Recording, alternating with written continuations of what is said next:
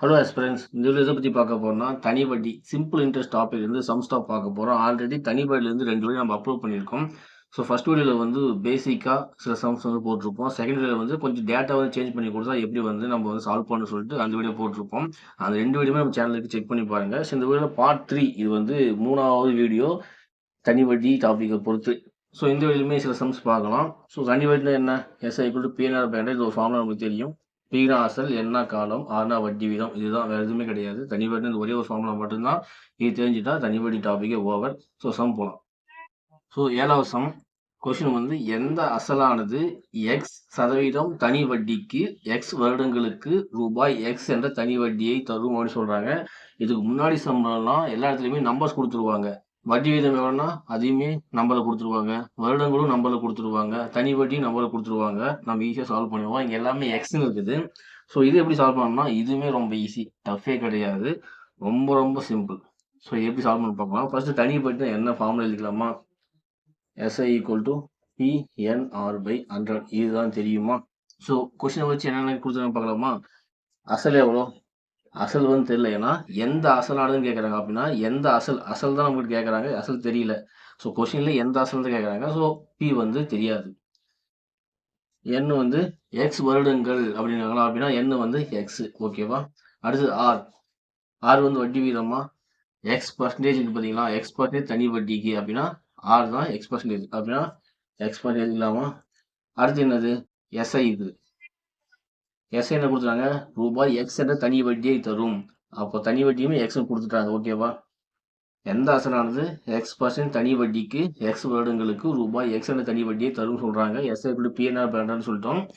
B வந்து நமக்கு தெரியாது. ஏன்னா எந்த அசல் தான் கேட்குறாங்க, அசல் தான் என்னன்னு கேட்குறாங்க. ஸோ அசலை தான் நம்ம கண்டுபிடிக்கணும். அதனால தெரியாது வச்சுக்கிறோம். என் வந்து எவ்வளோ எக்ஸ் வருடங்கள் அது எழுதிக்கணும். ஆர் வந்து எவ்வளோ எக்ஸ் பர்சன்டேஜ் அது எழுதிக்கலாம். அடுத்து வந்து எஸ்ஐ என்ன?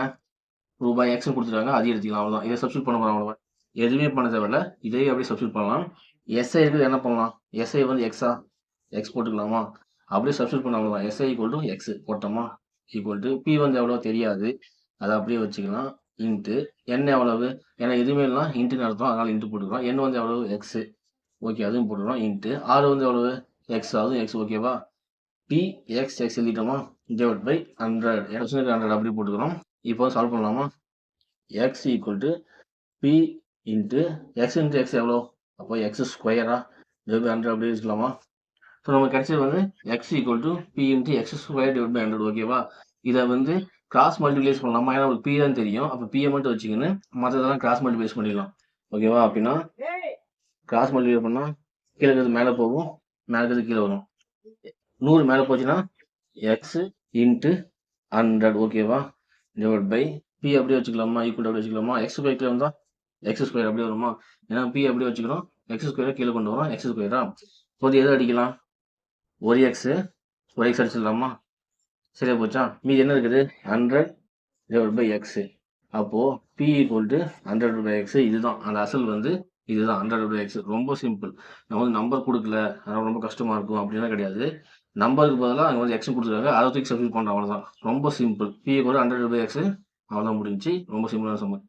ஸோ நெக்ஸ்ட் சம், இந்த சம் நீங்களே வந்து சால்வ் பண்ணுங்க. ஏன்னா இந்த மாதிரி சம் நம்ம பார்த்துருக்கோம். ஸோ நீங்களே சால்வ் பண்ணி உங்கள் ஆன்சரை வந்து கமெண்ட்ஸில் சொல்லுங்கள்.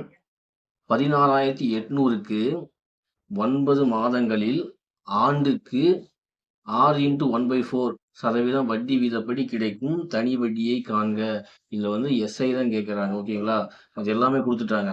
அசல் கொடுத்துட்டாங்க 16,800. அப்போ என்ன கொடுத்துட்டாங்க? 9 மாதம். 9 மாதத்தை ஆண்டுக்கு மாற்றணும். அது எப்படி மாற்ற உங்களுக்கு தெரியும், அது மாதிரி மாற்றிடுங்க.